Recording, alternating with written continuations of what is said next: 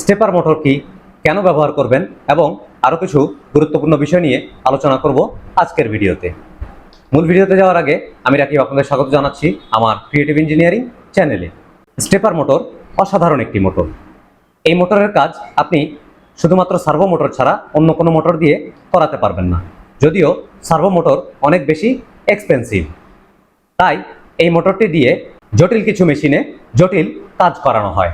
যেমন আপনি চাইলে এই মোটরকে নির্দিষ্ট ডিগ্রিতে বা নির্দিষ্ট অ্যাঙ্গেলে থামাতে পারবেন। ধরুন আপনি চাচ্ছেন আপনার একটি বস্তু নির্দিষ্ট একটি দূরত্ব পর্যন্ত গিয়ে থেমে যাবে এবং এই কাজটি বারবার হবে, ঠিক যেখানে দরকার আপনার সেখানেই থামবে। অথবা আপনি চাচ্ছেন এই মোটরটি নির্দিষ্ট একটি অ্যাঙ্গেল পর্যন্ত গিয়ে থেমে যাবে, অথবা খুব ইমিডিয়েট সে রিভার্স বা ফরওয়ার্ডে ঘুরবে। তো এই ধরনের কাজ করতে গেলে আপনার স্টেপার মোটর ব্যবহার করতে হবে। সাধারণ ইন্ডাকশন মোটর, ডিসি মোটর কিংবা গিয়ার মোটর দিয়ে এই ধরনের হাই অ্যাকুরেসি কাজ করানো সম্ভব নয়। কারণ সাধারণ অন্যান্য মোটরে আপনি যখন পাওয়ার দেবেন তখন মোটরটি সম্পূর্ণ রোটেশনে ঘুরতে থাকবে, কিন্তু স্টেপার মোটরে আপনি চাইলে নির্দিষ্ট অ্যাঙ্গেলে বা ডিগ্রিতে থামাতে পারবেন। এটি এক পালসে 1.8 ডিগ্রি ঘুরে থাকে, সাধারণ যেই স্টেপার মোটরগুলো হয়ে থাকে। আমার এটি হাইব্রিড স্টেপার মোটর, এর রোটেশন অ্যাঙ্গেল হচ্ছে 1.8, তার মানে একটি পালস আসলে এটি 1.8 ডিগ্রি ঘুরে থাকে। সেক্ষেত্রে এটি সম্পূর্ণ ঘুরতে 200টি পালস প্রয়োজন। 200টি পালস দিলে এটি সম্পূর্ণ ঘুরবে, অর্থাৎ 360 ডিগ্রি ঘুরবে। তার মানে দাঁড়াচ্ছে আপনি যদি চান এটিকে অর্ধেক ঘোরাতে, অর্থাৎ 180 ডিগ্রি ঘোরাতে, তার মানে তখন 100 পালস দিলেই এটি অর্ধেক ঘুরবে।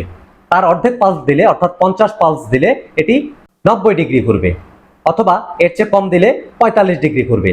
আপনি যেমন ডিগ্রি চান বা যেমন অ্যাঙ্গেলে চান এই মোটরটি ঘোরাতে পারবেন, থামাতে পারবেন, এবং এটি খুব ইমিডিয়েট 1 মিলিসেকেন্ডেরও কম সময়ে সে রিভার্সে এবং ফরওয়ার্ডে ঘুরতে পারে।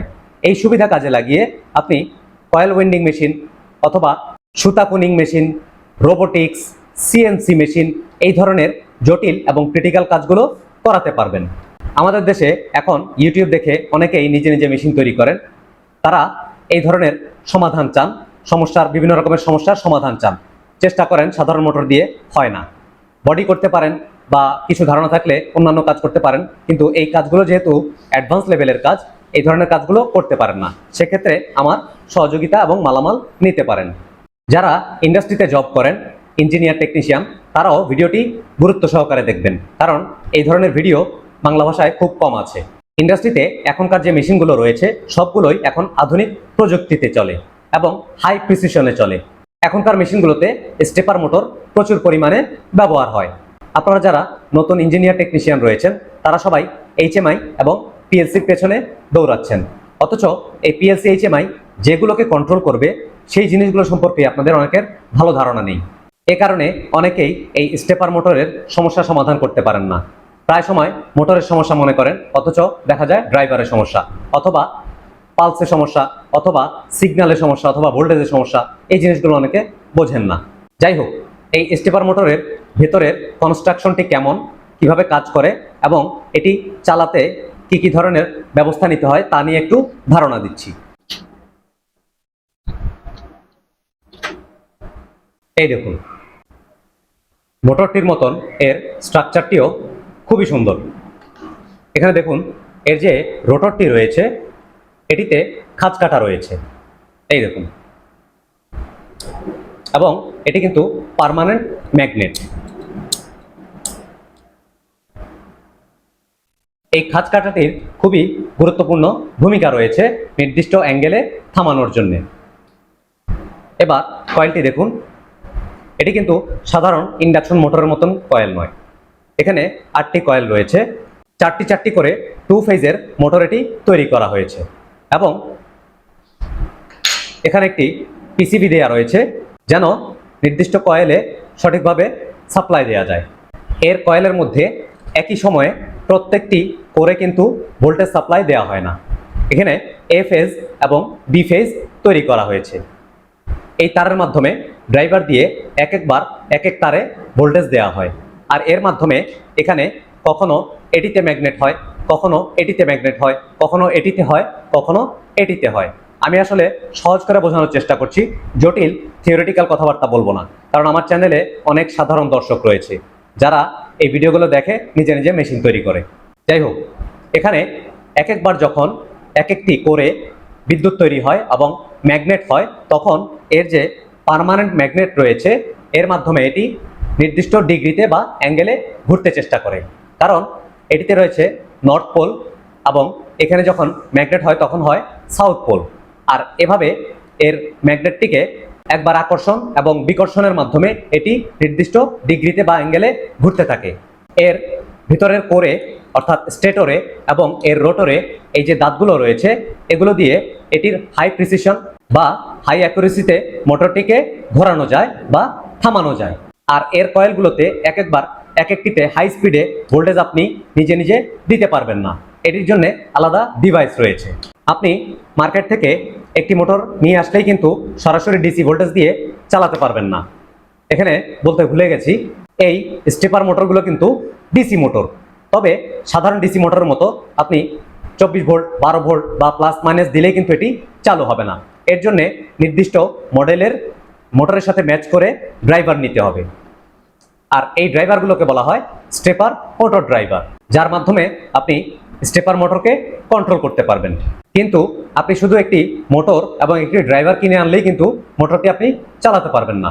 এই ড্রাইভারকে পালস জেনারেট করে দিতে হবে, সেটি হচ্ছে পিএলসির মাধ্যমে অথবা ছোট মোটর হয়ে থাকলে আরডুইনোর মাধ্যমে। সেখানে প্রোগ্রামিং করে আপনার নির্দিষ্ট প্রয়োজন অনুযায়ী পালস তৈরি করে এই ড্রাইভারকে দিতে হবে। ড্রাইভার সেই পালসকে ইনপুট হিসাবে গ্রহণ করে সে আউটপুট হিসাবে এই মোটরকে ড্রাইভ করবে বা পরিচালনা করবে। অর্থাৎ যে কোনো স্টেপার মোটরকে আপনি সাধারণ মোটরের মতো চালাতে পারবেন না, এতে বেশ জটিলতা রয়েছে। আর এটি দিয়ে এজন্যই এত দারুণ সব কাজ করা যায়। এরপর আপনার মোটরের সাইজ এবং স্পেসিফিকেশন অনুযায়ী কিন্তু ম্যাচ করে মিলিয়ে ড্রাইভার নিতে হবে। যে কোনো ড্রাইভার দিলে বা ম্যাচ করে না দিলে সেক্ষেত্রে ড্রাইভার নষ্ট হয়ে যাবে অথবা মোটর নষ্ট হয়ে যাবে। এবং ড্রাইভারটি নেওয়ার পরে আপনার সঠিকভাবে পিএলসি থেকে অথবা আরডুইনো থেকে প্রোগ্রামিং করে এখানে পালস দিতে হবে। এবং এখানে যে সুইচগুলোর এই ডায়াগ্রাম রয়েছে অর্থাৎ চার্ট রয়েছে, এগুলো সঠিকভাবে মিলিয়ে নিতে হবে আপনার মোটরের সাথে। এখানে পালস কত আসছে সেই ইনপুটগুলো সঠিকভাবে ম্যাচ করে নিতে হবে। এছাড়া মোটরের যে কারেন্ট রেটিং সেটি সঠিকভাবে ম্যাচ করে নিতে হবে, সঠিকভাবে কানেকশন করতে হবে এবং এখানে ডিপ সুইচে সঠিক সেটিংগুলো করতে হবে। মোটামুটি জটিল আছে কিন্তু অসম্ভব নয়। আপনারা যারা নিজে নিজে মেশিন তৈরি করেন অনেক সময় খুব ক্রিটিক্যাল কাজের প্রয়োজন হয়, তখন এগুলো অ্যাডভান্স বিষয়গুলো না জানার কারণে মেশিনটি কমপ্লিট করতে পারেন না। সাধারণ মোটর দিয়ে চেষ্টা করে কাজটি কমপ্লিট হয় না। তো তারা আমার সাথে যোগাযোগ করতে পারেন, সমস্যার সমাধান দেওয়ার চেষ্টা করব। তবে ভাই বলে রাখি, আমার যেটা ফ্রিতে দেয়া সেটা কিন্তু আমি আমার ইউটিউব চ্যানেলে দিয়ে রাখি। এরপরে যদি আপনি হোয়াটসঅ্যাপে নক দেন অথবা আমাকে সরাসরি নিয়ে যান, সেক্ষেত্রে কিন্তু প্রত্যেকটি কাজেরই একটা নির্দিষ্ট চার্জ রয়েছে। এই স্টেপার মোটর ছাড়াও আমার চ্যানেলে অন্যান্য ড্রাইভ যেমন ভিএফডি নিয়ে দারুণ সব প্র্যাকটিক্যাল ভিডিও রয়েছে। এছাড়াও মোটর কন্ট্রোলিং এর আরও দারুণ সব প্র্যাকটিক্যাল ভিডিও রয়েছে। এমন কিছু ভিডিও রয়েছে যা বাংলা ভাষায় এর আগে কেউ করেনি। যদি আজকেই প্রথম আমার চ্যানেলে ঢুকে থাকেন, এই ভিডিওটি দেখে থাকেন, অবশ্যই চ্যানেলটি ভিজিট করবেন। আশা করছি হতাশ হবেন না। স্টেপার মোটর নিয়ে পরবর্তীতে আরও ভিডিও নিয়ে আসার ইচ্ছে আছে, তবে আপনাদের সমর্থন প্রয়োজন। ইদানিং আমার ভিডিওতে ভিউ হচ্ছে না, অনেক দারুণ সব প্র্যাকটিক্যাল ভিডিও দিয়ে রেখেছি। আপনারা কমেন্ট করেন, সাবস্ক্রাইব করেন এবং বেশি বেশি ভিউ হওয়ার জন্য চেষ্টা করেন, তাতে আমি উৎসাহ পাবো এবং পরবর্তীতে এই ধরনের জটিল কাজ নিয়ে ভিডিও নিয়ে আসবো ইনশাল্লাহ। ভালো থাকবেন। আসসালামু আলাইকুম।